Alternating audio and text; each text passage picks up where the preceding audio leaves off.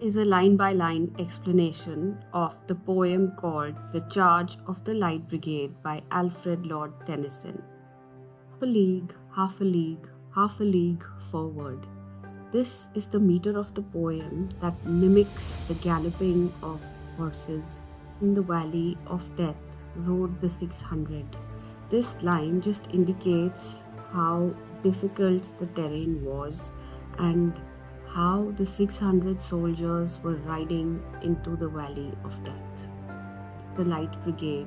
These lines just show that the army is moving forward and following the orders of their master without questioning. Theirs not to make reply, theirs not to reason why, theirs but to do and die. These lines clearly indicate that the Light Brigade did not ever ask questions. They did cannon to the left of them, cannon to the right of them, cannon in front of them, volleyed and thundered. In these lines, Tennyson uses repetition to reinforce the viciousness of the battlefield and how difficult the situation was. The terms volleyed and thundered indicate the violent battle and the loud sounds that were actually present at the battlefield. It rode and well into the jaws of death, into the mouth of hell. These lines show that the Light Brigade just charged forward, followed orders, and rode without showing any fear despite a situation where there was no looking back and they were almost into the situation of going to die. So it was an irrevocable transition from danger to destruction.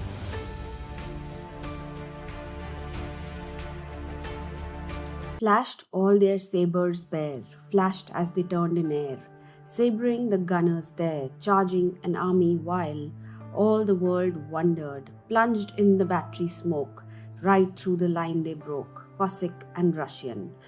Through these lines, the poet has painted an image which is full of violence and bloodshed, because they're showing through these lines that the Light Brigade was fighting with their sabers against the army which was much more equipped than them. The opposition had cannons, guns, and bullets that were firing towards the Light Brigade in all directions. Despite being under-equipped, they reeled from saber stroke, shattered and sundered. Then they rode back, but not the 600.